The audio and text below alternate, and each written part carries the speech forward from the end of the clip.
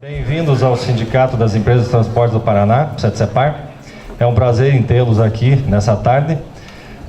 A ideia desse debate e apresentação do Dr. Ismanioto é sob a ótica do embarcador, tá? Então eu sei que tem muitos transportadores que trouxeram seus embarcadores aqui, mas nós vamos nos ater à apresentação do Ismanioto em relação à ótica do embarcador, tá?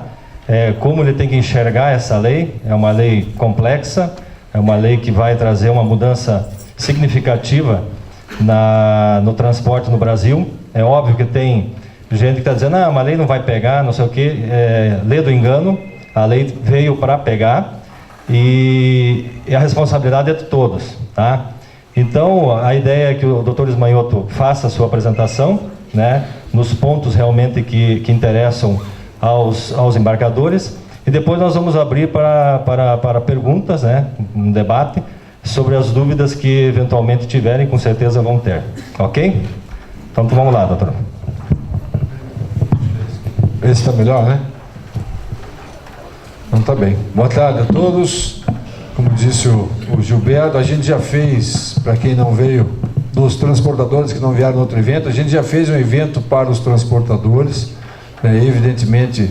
Aqui é a casa do transportador, mas até por conta do evento que foi feito para os transportadores é que surgiu a ideia de que fizéssemos um evento para embarcadores, para avaliar a lei sob a ótica do embarcador, não só do transportador. Do transportador, como eu disse, até foi feito, se precisar a gente faz de novo.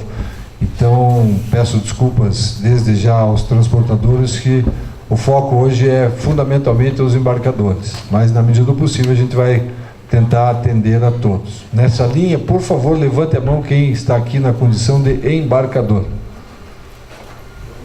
Legal, tem bastante gente. Então vamos lá. Eu tenho dito a respeito da lei o seguinte: a lei vai pegar ou não vai pegar? O Gilberto até abordou essa questão. Eu acho que não tem como ela não pegar, porque vai ter muita gente fiscalizando o cumprimento dessa lei. No caso das transportadoras, vocês terão certamente todos os seus motoristas exigindo o cumprimento da lei. Vai ter, por consequência, os sindicatos dos trabalhadores exigindo o cumprimento da lei. E todos nós, transportadores e embarcadores, teremos o Ministério Público do Trabalho muito interessado em exigir o cumprimento da lei. Tenho dito que reza a lenda, pessoal que é da minha idade, que acompanhava na época a divisão do mundo entre leste e oeste, comunismo e capitalismo.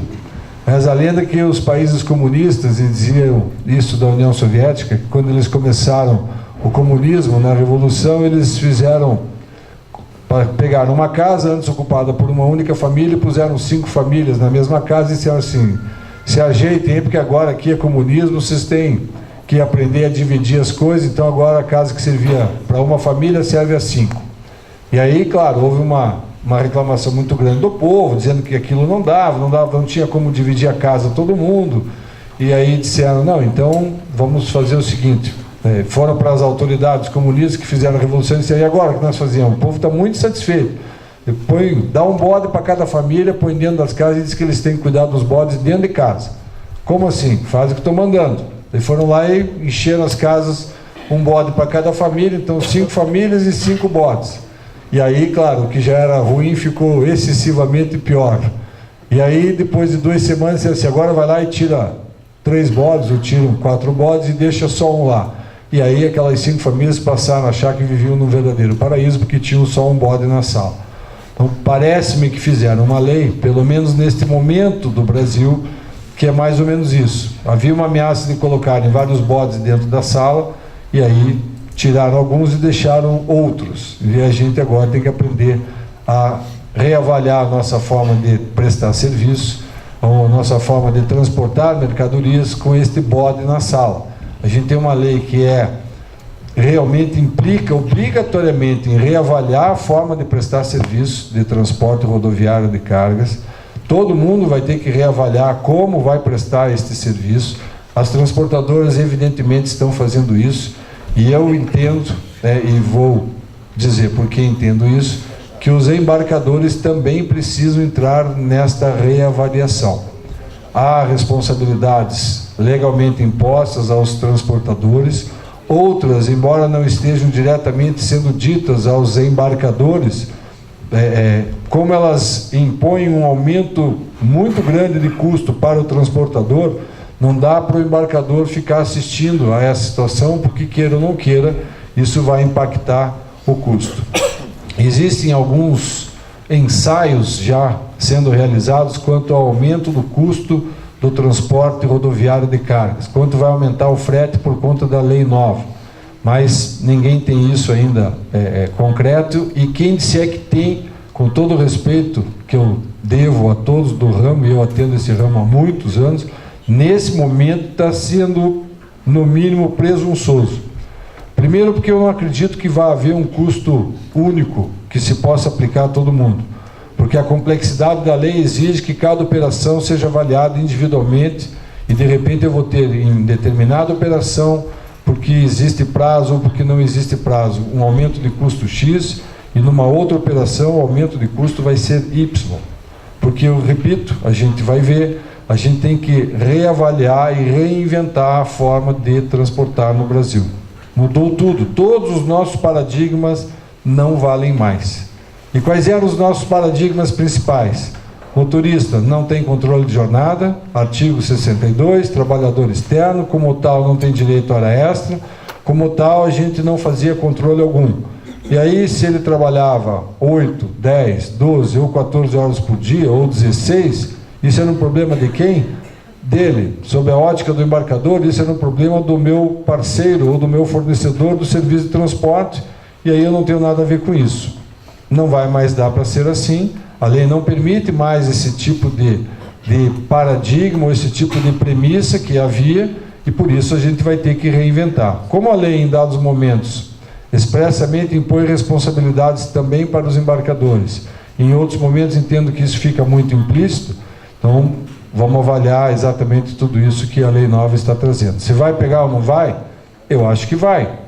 Até porque, para quem não conhece o histórico desta lei, como se chegou a ela, isso decorre de uma medida judicial iniciada em 2007, por conta de uma liminar que saiu em dezembro de 2007, lá em Rondonópolis, que naquele momento já obrigava todas as transportadoras a começar a fazer controle formal da jornada dos seus respectivos motoristas.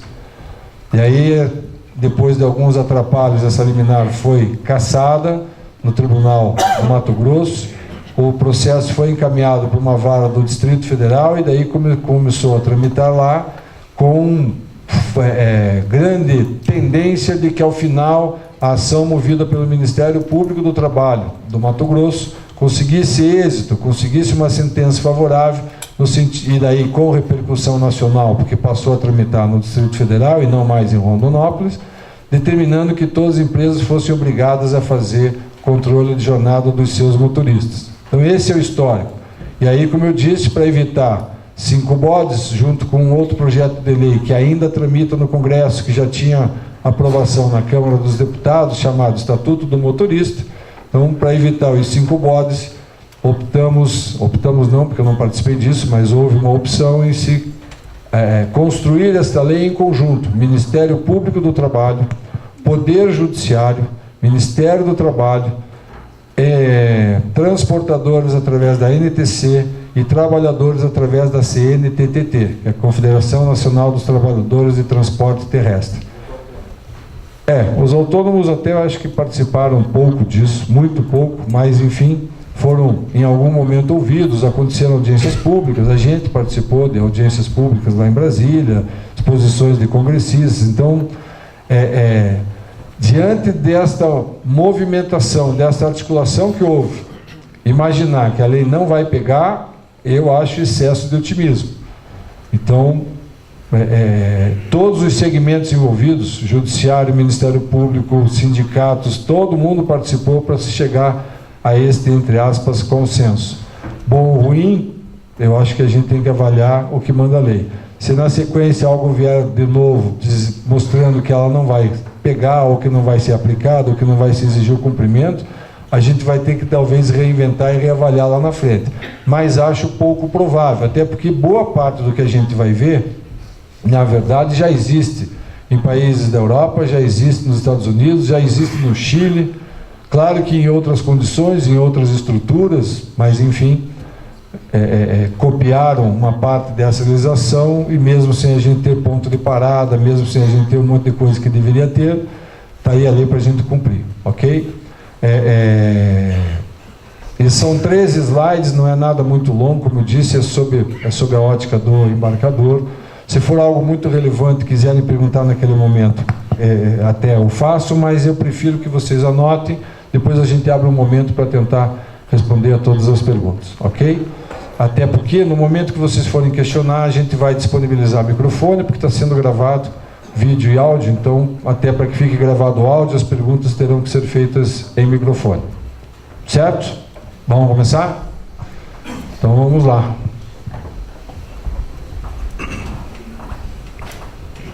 Vamos começar abordando o artigo 2º da lei. Então, deixa eu só contextualizar também a lei. A lei, na verdade, a lei 12.619, tem alguns dispositivos próprios dela, é o caso do artigo 1º e do artigo 2º.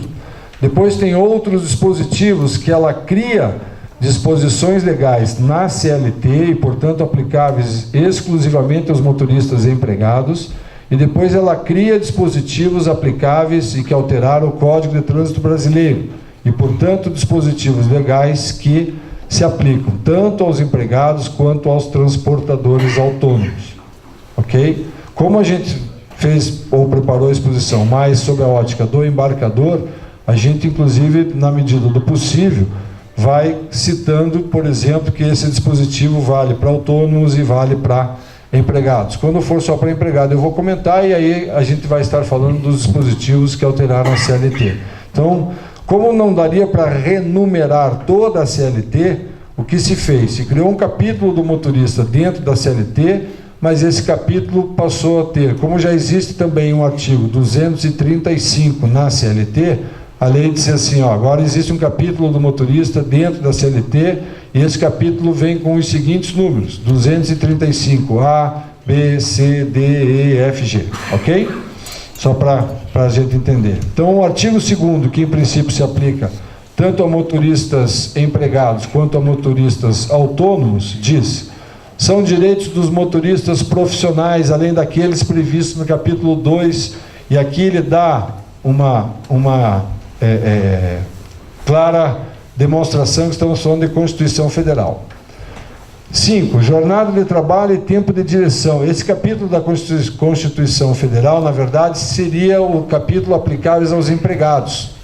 Mas a gente vai ver, inclusive, por conta dessa resolução novinha do CONTRAN, que isso é dispositivo que se aplica também aos autônomos. Inciso 5 diz: jornada de trabalho e tempo de direção controlados de maneira fidedigna pelo empregador, que poderá valer-se de anotação em diário de bordo, papeleta ou ficha de trabalho externo, ou de meios eletrônicos idôneos instalados nos veículos a critério do empregador. Então, primeiro ponto relevante, e esta resolução do CONTRAN confirma o que eu vou dizer. Todo motorista profissional tem que obrigatoriamente ter uma anotação do seu horário de direção. Estou falando direção porque de direção vale para o autônomo, de trabalho vale para os empregados. Então, daqui para frente, todo mundo vai ter que ter algum instrumento que permita o controle de horário. E isso é a quebra do paradigma mais importante que havia no meio do transporte, principalmente de longa distância. Qual era o conceito? Todo mundo trafega o tempo que bem entender, todo mundo é trabalhador externo, eu não tenho como controlar, eu não controlo. Havia até súmula do TST dizendo que o tacógrafo por si só não serve de instrumento de controle de jornada do motorista. Daqui para frente, desde segunda-feira, mais precisamente desde domingo, todos os motoristas já devem estar com a sua jornada de trabalho controlada.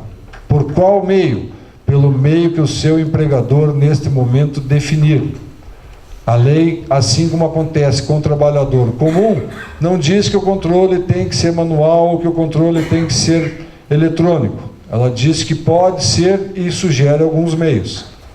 O que ele precisa ser é controle fidedigno, ou seja, absolutamente correto.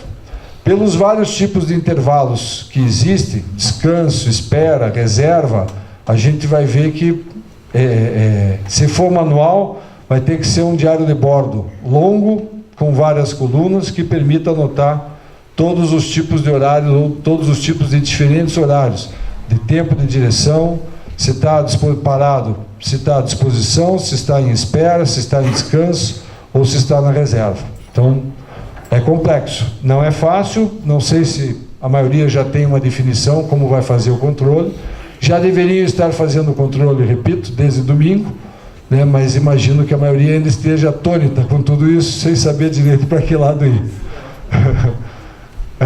Então esse dispositivo vale para autônomos e empregados, porque essa resolução do CONTRAN a que eu estou me referindo, expressamente, já faz referência à forma ou à possibilidade do autônomo ser multado, tanto quanto o motorista, com base no Código de Trânsito, e para isso diz que ele deve ter na sua cabine um diário de bordo para anotar, só que em relação ao autônomo, claro, o foco é tempo de direção, não necessariamente jornada de trabalho, já que ele não é empregado. Já entrando na CLT, e aí que uma das poucas coisas, entre aspas, boas, né, uma das novidades que eram desejadas, tanto pelos transportadores quanto por muitos embarcadores, é esse inciso 5º. Eles criaram aqui no artigo 235b, deveres do motorista profissional, isso é para empregado, mas está aqui no inciso 7, submeter-se a teste e a programa de controle de uso de droga e de bebida alcoólica, instituído pelo empregador com ampla ciência do empregado. Ou seja, daqui para frente, as empresas que quiserem poderão fazer o controle dos seus motoristas mediante o uso de bafômetro.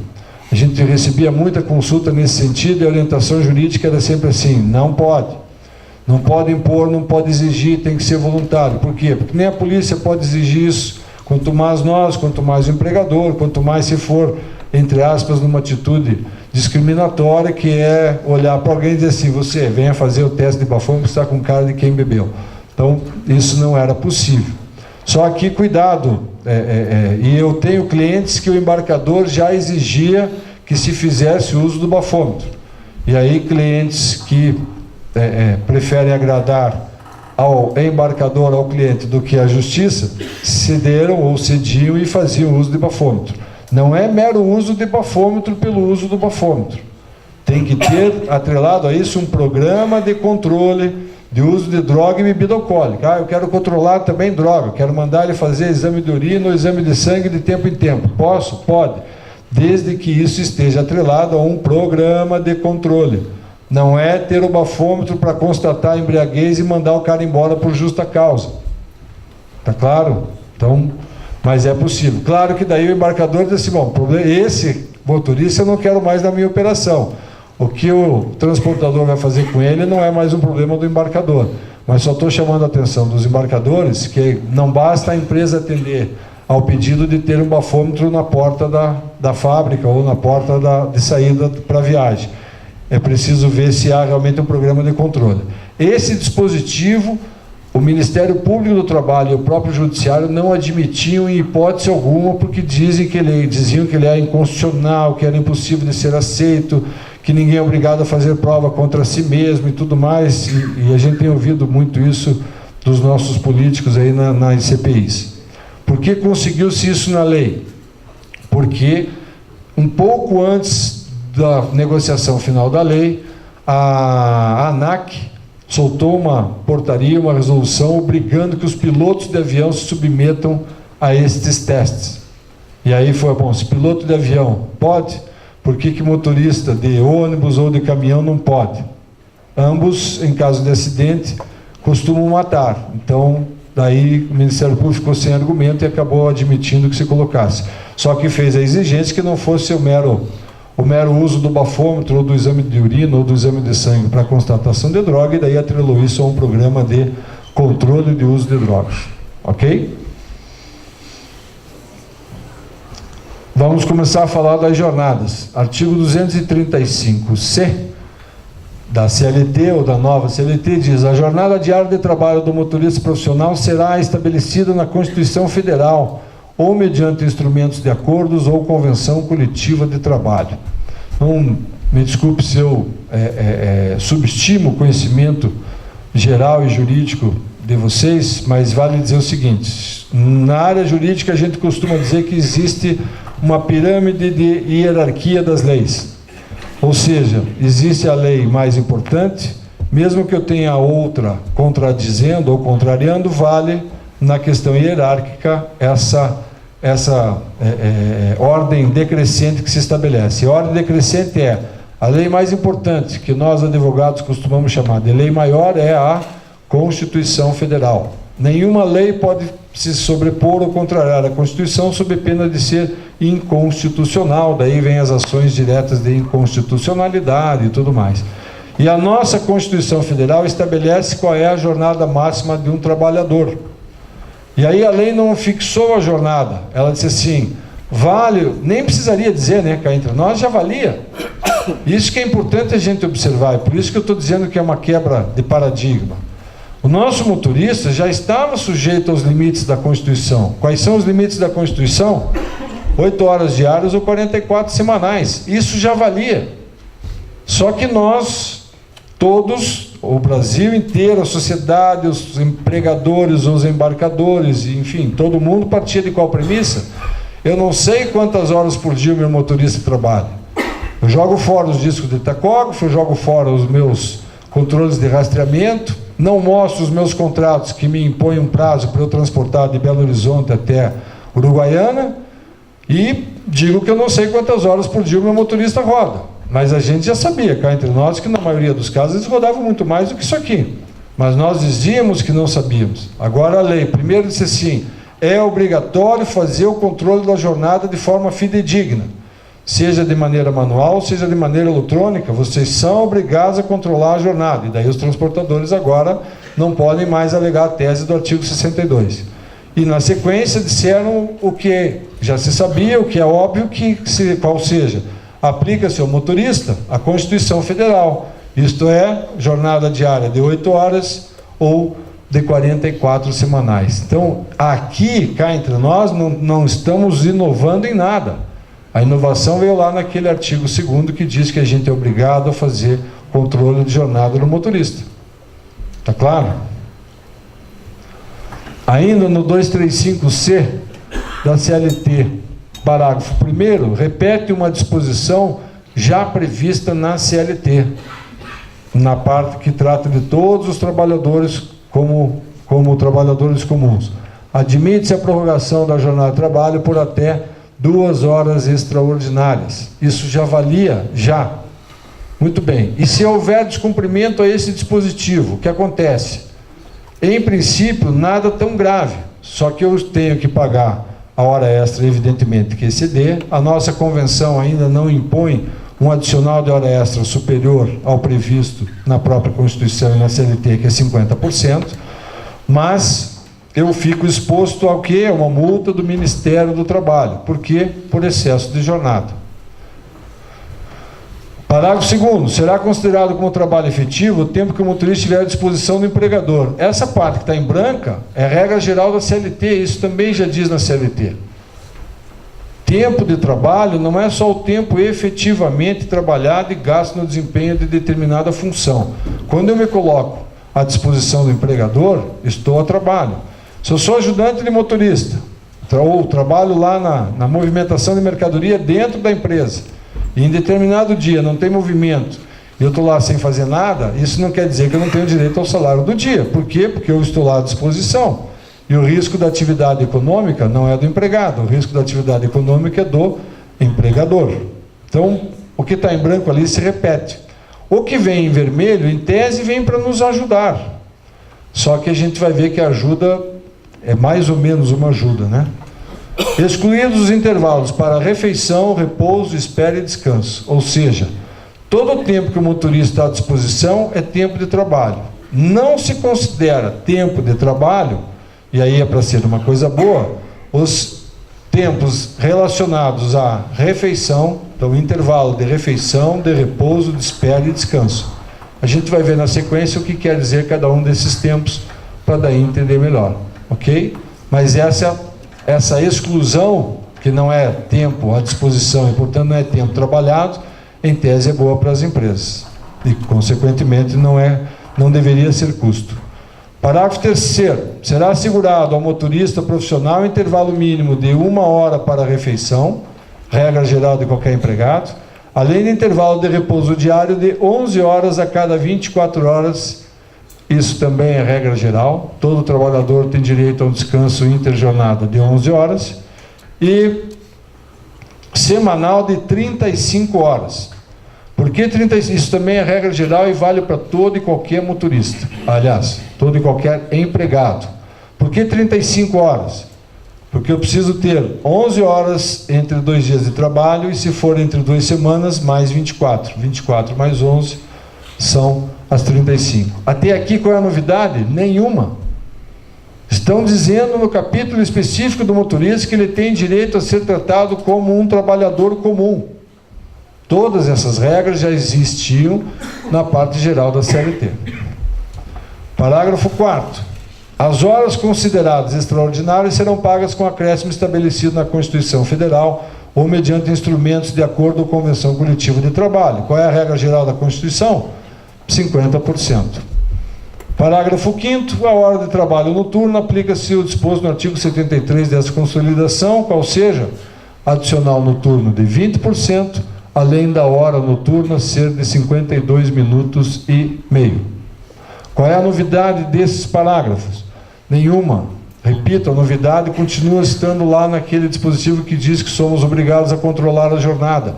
A gente, empregadores, na maioria dos casos, e naqueles em que não faziam controle de jornada, não pagavam e não observavam nada disso, porque a tese era qual?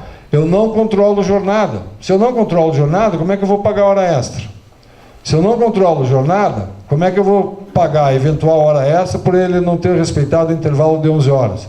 Eu não sei quanto tempo ele fica parado. Claro, repito, não sei porque eu não olho o tacógrafo, eu não olho o relatório de rastreamento, eu não sei que horas o caminhão parou e que horas ele reiniciou a viagem. Mas a tese era, eu não sei. E agora eu não posso mais dizer não sei porque a lei me obriga a saber e a fazer um controle fidedigno. Vamos às definições desses tempos aqui, que é o que mais nos interessa, do parágrafo 2º, tá ok? Intervalo para refeição ou intervalo para repouso. São os intervalos que, como eu disse, já tem previsão legal, são os intervalos previstos na CLT, que devem ser usufruídos dentro da jornada diária de trabalho. Esse intervalo se chama de intervalo intra-jornada, que deve ser no mínimo de 1 hora e no máximo de 2, e entre 2 jornadas de trabalho, que nós chamamos de interjornada, e que deve ser de, no mínimo, 11 horas. Regra geral dos trabalhadores comuns, regra geral que passou a se aplicar também a todos os motoristas.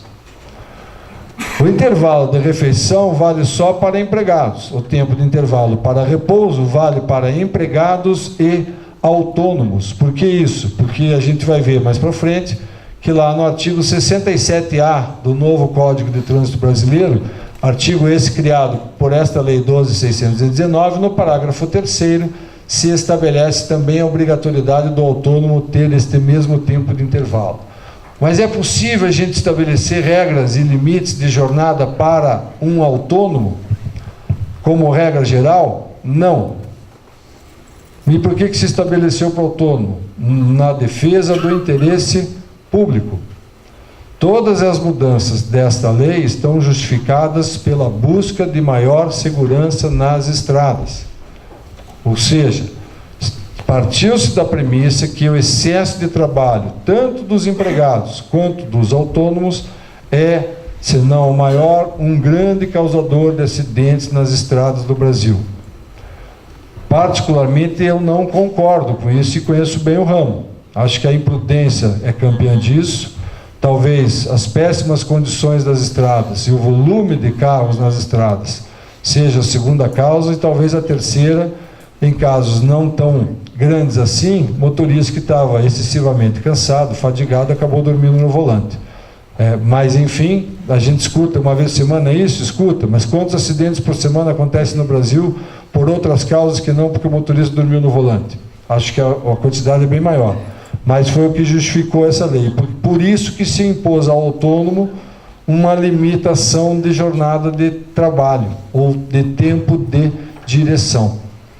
E a gente vai ver que esse tempo de direção é dever do subcontratante e é dever do embarcador zelar e não permitir que o motorista, mesmo autônomo, inicie uma viagem sem ter observado essas 11 horas de descanso. Então, esse é um dos pontos que impuseram uma obrigação também aos embarcadores, exatamente para tentar fazer com que toda a sociedade entenda que esse intervalo de 11 horas tem que ser cumprido. Ok? Que é tempo de descanso. É exigido de todos os motoristas, também aqui vale para empregado e para autônomo, que ele fique um tempo descansando para que ele não tenha mais do que 4 horas ininterruptas na direção, na condução de um veículo. Claro que isso vale só em longa distância. Então, primeira coisa importante, no transporte dentro da cidade, carga fracionada, se aplica isso? Não, porque ele não fica 4 horas ininterruptas na direção. Por quê? Porque ele faz uma entrega para o caminhão, descarrega, pega o caminhão, toca para outro lugar. Então, isso só vale, evidentemente, em viagem. Mas em viagem, obrigatoriamente, ele tem que parar.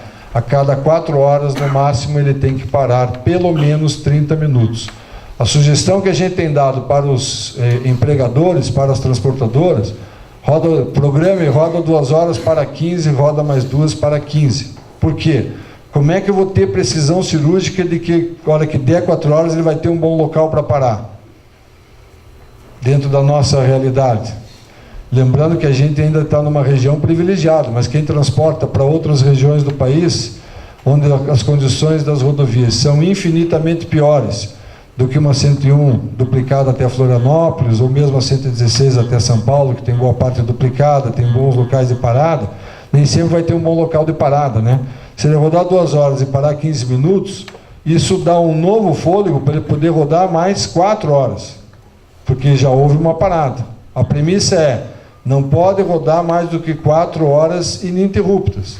Então, roda 2 horas, manda ele parar, tomar um cafezinho de 15 minutos. Puta, mas parar um bitrem não é assim, não é em qualquer lugar, não é fácil, demanda tempo. Eu sei, mas a gente tem que fazer isso. Não é a nova regra. Onde está escrito tudo isso? Para os empregados, está no 235D, inciso 1, para os autônomos, 67A do Código de Trânsito, e para ambos, artigo 3º, 1 da Resolução 405 do CONTRAN. Esse material todo depois vai ficar disponível, tá? Então, quem está só anotando o que está ali, não precisa. Quem está acrescentando, maravilha. Está claro que é tempo de descanso, então? Esse tempo de descanso, paradinha de 30 minutos ou paradinha de 15, os 30 podem coincidir com a parada de almoço? Podem. Então, rodou 4 horas, parou 1 hora para almoçar. Vale? Os 30 estão dentro dele ou tem que ser 1 hora mais 30? Não, parou 1 hora, almoçou, os 30 já estão usufruídos. Ok? Então, mas tem que ter essa paradinha, não dá mais para tocar direto, como diziam os motoristas. Tempo de espera. Aqui, para embarcador, é muito importante dar muita atenção para esse tempo de espera. Por que isso? Porque, na prática, eu, embarcador, contrato um transportador, e aí, se vai ter fila, não vai ter fila, tal. Claro que isso pode me incomodar pelo tempo do transporte, mas, no fundo, não era, ou não é um problema meu, embarcador. Mesmo que, às vezes, eu, embarcador ou destinatário, seja o causador da espera, faz parte do negócio, faz parte do risco, o problema do transportador. Só que esse problema do transportador gerava até aqui o quê? Nada. Perda de produtividade, ponto. E a gente vai ver que agora, além da perda inegável da produtividade, isso vai gerar para o transportador ônus, e não é barato. Então, vamos olhar e entender também o que é tempo de espera.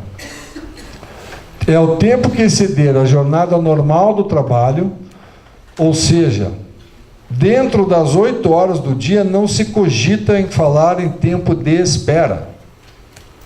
eu só começo a considerar tempo de espera aquilo que excede a jornada normal, ou seja, acima da 8ª hora de trabalho no dia. E ainda assim, desde que esse tempo esteja atrelado ao tempo de espera para operação de carga ou descarga e tempo ligado à fiscalização em barreira fiscal ou aduaneira. É Karina, né? Karine, me faz gentileza, eu queria abrir a lei. Tem um outro arquivo aí. Claro. Vou abrir o dispositivo de lei para ficar claro que esses são os requisitos. Então, se eu chegar às 2 da tarde no embarcador e entrar em espera para carga ou descarga, ou para passar numa aduana ou numa barreira de fiscalização, isso é tempo de espera? Em condições normais, imaginando que ele começou a trabalhar lá às 7, 8 horas da manhã, isso não é, legalmente falando, tempo de espera. Eu só entro em tempo de espera, sob o aspecto, sob o foco legal, depois que eu tiver cumprido o meu dia normal de trabalho. É só o que exceder as 8 horas por dia. Todos tinham já esse conceito? Está claro isso? Põe para mim lá no 235, descer um pouquinho mais, 235C, aí. Não, pode subir um pouquinho. É 235C, tá o B ali embaixo. Aí.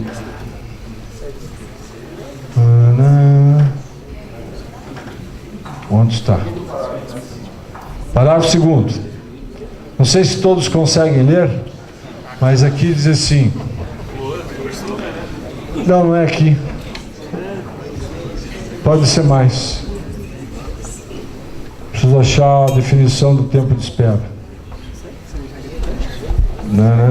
Aqui. Parágrafo 8º. São consideradas tempo de espera as horas que excederem a jornada normal de trabalho. Então, se a minha espera inicia no meio do meu dia do trabalho, ou pior, cheguei no embarcador 7 horas da tarde, não vou conseguir carregar, vou ficar com o caminhão parado. No dia seguinte eu começo o meu dia de trabalho onde? Parado no embarcador ou parado no destinatário. Liguei a minha chavinha e meu relógio do dia de trabalho começou. Muito bem. Carreguei ou descarreguei 5 horas da tarde. Eu estava em tempo de espera? Não. Estava à disposição trabalhando. E se começou esse dia às 7 da manhã e carregou ou descarregou às 5 da tarde, a hora que ele estiver pronto para viajar, o que acontece? Já excedeu o dia de trabalho. Pode começar a viagem? Não. Isso vai ficar impossível. Eu comecei dizendo que a gente tem que reinventar uma forma de executar o serviço de transporte.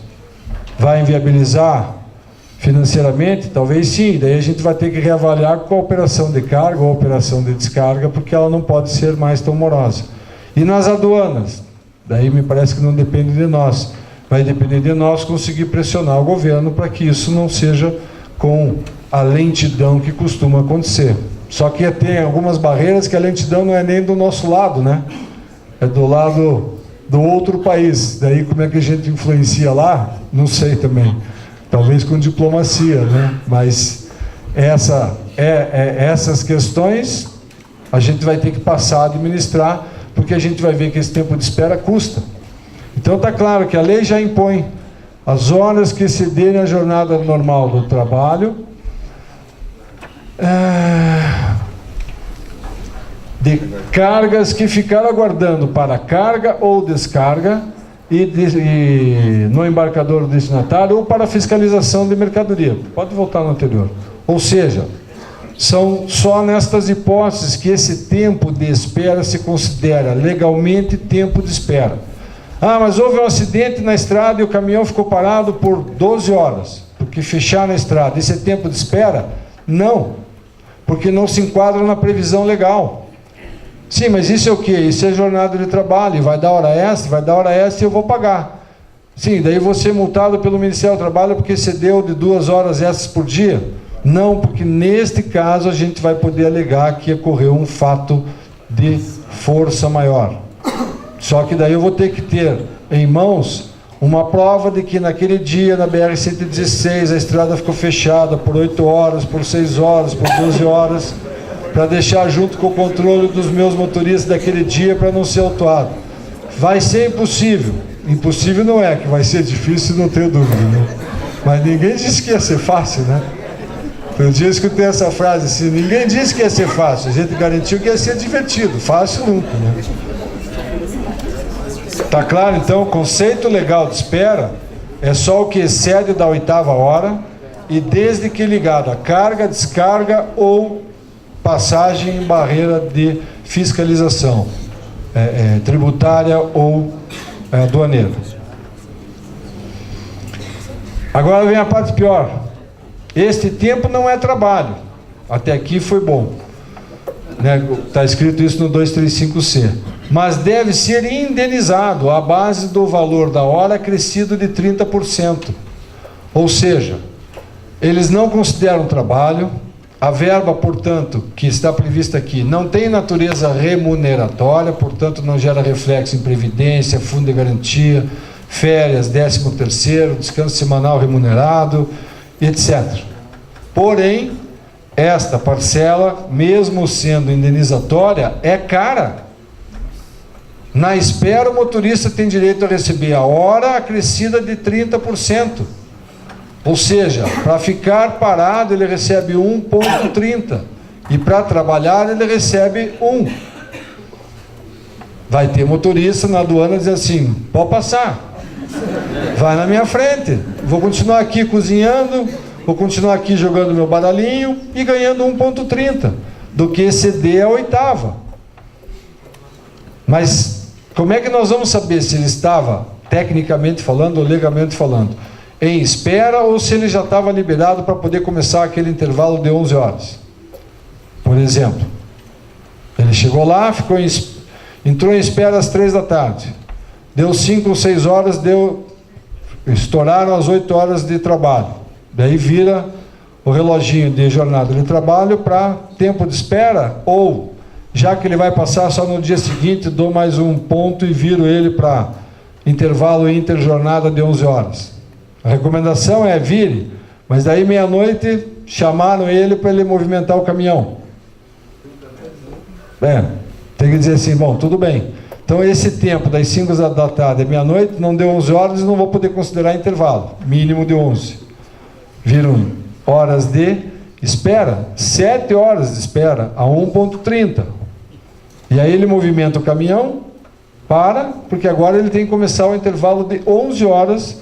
E se isso aconteceu meia-noite, que horas ele pode começar a viagem? 11 horas da manhã. Nós estamos lendo a lei juntos. Não estou inventando nada. Aliás, longe de mim ter feito uma coisa dessa, né? Isso ia me denigrir para o resto da vida. Complicou, né? E é uma hora, repito, uma hora cara. A única vantagem que nos deram é dizer que ela é indenizada, mas ela tem que ser paga. Então, senhores embarcadores, né, e mesmo os transportadores estão aqui, vocês vão ter que sentar, conversar como é que vocês vão continuar trabalhando em parceria, porque não tem como mais, tirando aquelas situações que fogem do nosso controle, se perder muito tempo em carga e descarga. Vai ter que mudar a logística, vai ter que mudar a forma de trabalhar, porque isso vai tornar inviável a continuação da viagem, o intervalo, a quantidade de hora extra ou quantidade de tempo de espera, vai ficar tudo muito caro. A perda de produtividade a gente já vai ver que vai ser muito grande. E o aumento de custo, a gente também já está sentindo que vai ser muito grande. Quanto cada um? Vai depender, na minha opinião, vai depender de cada operação. No final a gente vai falar um pouquinho mais sobre isso. Mas isso aqui é muito complicado, né? Então, temos que achar soluções em conjunto, né? Transportador, embarcador e os advogados no meio para tentar ver as melhores opções aí. Então, sobre tempo de espera, alguma dúvida? Esse é um tempo relevante porque é um tempo de custo alto, né? 1,30 do valor. É quase o mesmo valor da hora extra. A vantagem, entre aspas, é que não tem as incidências que tem sobre a hora extra. Então, a hora extra com encargos não vai custar 1,30, vai custar 2,5. E o tempo de espera custa 1,30 sem encargos, mas é 1,30, né? E a hora que os motoristas aprenderem tudo isso, como é que vocês acham que eles vão trabalhar? Vão saber usar a lei melhor do que nós, né? Tempo de reserva. Tem muitas linhas que já adotam 2 motoristas no mesmo caminhão, né? Até porque daí, qual era o conceito? Quantas horas por dia o caminhão rodava? 24. E o motorista descansava como? Dormindo tranquilamente na cabine, super confortável, né? Repõe bem o sono dele. Pergunta mais tola. Tá, mas ele só podia trabalhar 8, daí a gente não estava admitindo que na melhor das hipóteses cada um trabalhava 12? Não, mas a gente não tem controle, se eles paravam e quanto tempo paravam a gente não sabe. Tinha horário para chegar com a carga, tinham 2 caminhões, por isso tinham 2 motoristas no mesmo caminhão, mas a gente não tinha controle de nada. Vamos lá ver o que acontece agora? Quando 2 motoristas estiverem viajando no mesmo veículo, é o tempo em que um deles, isso aqui não tem acento, e o tempo em que um deles está fora da direção, não, é mesmo, tempo de reserva é o tempo em que um deles está fora da direção, descansando no banco ao lado ou mesmo no leito, se houver. Então, é possível? Expressamente a lei diz que é possível. Nesta hipótese, é obrigatória a parada do veículo por pelo menos 6 horas consecutivas. Não dá mais para rodar as 24, nem tendo 2 motoristas na cabine. Por quê? Porque a lei diz exatamente isso. Mesmo com 2 motoristas, o caminhão tem que ficar parado, estacionado, para que durante estas 6 horas os 2 descansem fora do veículo em movimento. A lei chega a dizer, inclusive, que é um na cabine e outro em hotel. De conchinha, hoje em dia não dá para falar muito, né? Porque vão dizer que você é homofóbico. Cuidado. Então, mas me parece que há cabines com beliche. Já me disseram que esse beliche o cara tem que ser muito magro, quase uma folha de papel, porque senão ele não vai caber entre o teto e a segunda cama. Não conheço as cabines de caminhão, mas entendo que mesmo a lei expressamente falando um na cabine e outro em hotel, acho que a lei partiu da premissa de que só caberia um motorista na cabine leito. Se realmente houver conforto, cama que permita o descanso, o veículo parado dos 2 na cabine, não vejo nenhum problema que isso venha acontecer. Porém, estas 6 horas são inegociáveis. Para quem não é do ramo, vale dizer o seguinte: existem alguns direitos trabalhistas que nós, do meio, dizemos que são direitos irrenunciáveis. São direitos indisponíveis, porque são direitos que visam preservar a saúde do próprio trabalhador. Então, mesmo que ele queira abrir mão desse direito, a lei não permite que ele abra, porque se denominam direitos indisponíveis. Todo direito que visa preservar a saúde do trabalhador é considerado direito indisponível. Estas 6 horas são consideradas indispensáveis para que se preserve a saúde do trabalhador. Portanto, trata-se de direito indisponível. O caminhão que antes rodava 24 horas, agora vai rodar só 18. Aliás, por que será 18? Vamos fazer a conta? 18 se dividir exatamente ao meio, quanto tempo cada um? 9. Qual é o tempo de viagem possível? Teoricamente é 9, né? 8 de trabalho comum, no mínimo com um intervalo de alimentação e refeição no meio, de 1 hora. Então, vai dar 9. Só que aqui tem mais um probleminha.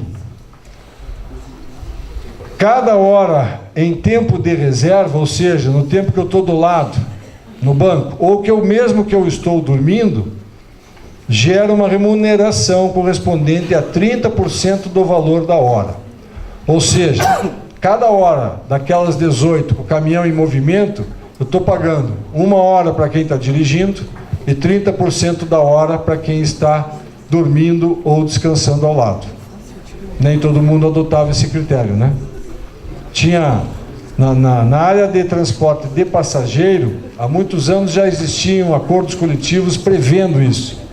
Que a hora que o segundo motorista não estava dirigindo, como seria uma espécie de sobreaviso, ele receberia uma remuneração parecida com a do sobreaviso. O sobreaviso é 1/3, seria 33,33. aqui eles fixaram em 30. Só que eu, das 18 horas, vou pagar no mínimo 1,30 do valor da hora de um motorista, porque eu estou pagando 1 hora para quem está dirigindo e 30% para quem está do lado. Aqui não é hora mais 30. Hora mais 30 é o tempo de espera. Aqui nós estamos falando em tempo de reserva. Ok? Tinha muita gente em cooperação de 2 motoristas por cabine? Ninguém? Ah, ali. Você é embarcadora ou transportadora? Transportadora. Vai ter que rever, né? Com o teu parceiro embarcador, se ainda compensa ter 2 motoristas na cabine. Descanso semanal. É exigido o descanso semanal de pelo menos 36 horas, mesmo nas viagens com duração superior a 1 semana, o qual será gozado no retorno do motorista à base, inclusive de forma proporcional. Aqui foi vetado o dispositivo que dizia que seria possível acumular até 108 horas de descanso semanal, ou seja, dá para ficar 3 semanas trabalhando, na volta descansa 108 horas. Isso foi vetado, mas entendo que não havendo uma limitação expressa, só dizendo que é possível haver essa fruição no retorno, inclusive de forma proporcional, entendo que até 2 semanas a gente vai ter pouco problema se na volta der 72 horas. Ok? 72 horas serão 3 dias inteiros. Não dá para ele chegar aqui na sexta e daí segunda de manhã ele volta já para compensar. Não, mas ele ficou sábado e domingo em casa. São 72 horas. Não são, e 72 horas são 3 dias inteiros. Na área jurídica, quando os prazos são contados a hora, a gente conta minuto a minuto. Quando são a dias, são a dias. Quando são a mês, é o mesmo dia, do mesmo mês, a que se referir, 2 meses, 3 meses. Então, nem sempre a gente chega no mesmo dia. Ok? E aqui está expresso em lei que o tempo é contado em horas. Cumprimento das normas legais, artigo 67A do Código de Trânsito Brasileiro. Nenhum transportador de cargas ou de passageiros, embarcador, consignatário de cargas, operador de terminais de cargas, operador de transporte multimodal de cargas ou agente de cargas permitirá ou ordenará a qualquer motorista a seu serviço, ainda que subcontratado, que conduza veículo referido no caput, sem a observância do disposto no parágrafo 5º. O que diz no parágrafo 5º? Intervalo de 11 horas entre 2 dias de trabalho. Portanto, empregadores, embarcadores e quaisquer pessoas envolvidas na execução do serviço de transporte rodoviário não podem ordenar que alguém comece uma viagem sem ter ficado pelo menos 11 horas parado. Pior que isso, ninguém permitirá. Como é que os senhores embarcadores vão impedir alguém de iniciar a viagem? Só olhando o quê? O controle que ele tem que ter do tempo de trabalho, do tempo de direção. E é por isso que a resolução do CONTRAN diz que controlar o tempo de trabalho ou o tempo de direção também é obrigação do motorista autônomo. Agora, se ele é autônomo, com que autoridade eu vou dizer para ele que eu quero fiscalizar quanto tempo ele está dirigindo para eventualmente impedir que ele inicie uma viagem? Eu, transportadora, que subcontratei, ou eu, embarcador, posso chegar lá e dizer, quero ver tudo que você tem na mão? A gente já sabe das dificuldades que as transportadoras têm hoje na justiça com a validação da contratação de autônomos ou de agregados. Isso que a gente diz que não tem muito controle sobre ele. Imagine se a gente começar a exigir, olhar o tacógrafo dele ou o diário de bordo para dizer se ele pode ou não pode começar uma viagem. Isso aqui eu não sei como é que vai funcionar, como é que a justiça vai ler. Mas temo, e acho que todos devemos temer muito esta hipótese, porque acho que ela é muito provável que vai acontecer ao longo do tempo, é que assim, aconteceu um acidente grave, causado por um autônomo. vão pegar o tacógrafo dele, vão ver que ele trabalhou 12 ou 13 horas, parou 4 horas, iniciou uma nova viagem lá no embarcador e 5 horas depois aconteceu o acidente. Ele poderia ter iniciado essa viagem? Não. Quem permitiu? E aí, na questão da responsabilidade civil decorrente do acidente que aconteceu, vocês têm muita dúvida que a justiça acha alguém para pagar a conta que o autônomo não raramente não tem como pagar? Exatamente. Então, essa situação aqui acho que é de... Vale lembrar até que havia um dispositivo expresso que foi vetado pela Dilma, que dizia que a responsabilidade do embarcador, de todos esses aqui, permitindo ou ordenando, se acontecesse um acidente, dizia expressamente que haveria responsabilidade solidária de todo ou qualquer um desses com o transportador no aspecto civil, criminal e administrativo. Daí alguém disse assim, olha, criminal não dá para ser, até porque a Constituição diz que a pena não pode passar da pessoa do delinquente. E aí, se eu cometo um crime, eu respondo. Mas ninguém pode responder comigo, a não ser que esteja expressamente definido como coautor, cúmplice e assim por diante. Mas eu, embarcador, permitir que um autônomo, né, comece a viagem, ele comete acidente e eu respondo criminalmente junto com ele, só que vocês têm dúvida do risco que os embarcadores e mesmo dos transportadores que respondam junto pelas indenizações de natureza civil, vocês acham que há o risco de serem solidariamente responsáveis ou não? Porque no mínimo vai haver o que a gente chama de culpa em vigilando, né? De todo esse pessoal aqui que permitiu que ele começasse a viagem sem ter usufruído do intervalo de 11 horas. Claro, mas ficou inviável. Eu disse que ia ser difícil. Tem que reinventar? Tem que reinventar. E isso aqui, ó, disposição do Código de Trânsito. Não é CLT, por isso que vale para todo mundo, para autônomo e para empregado.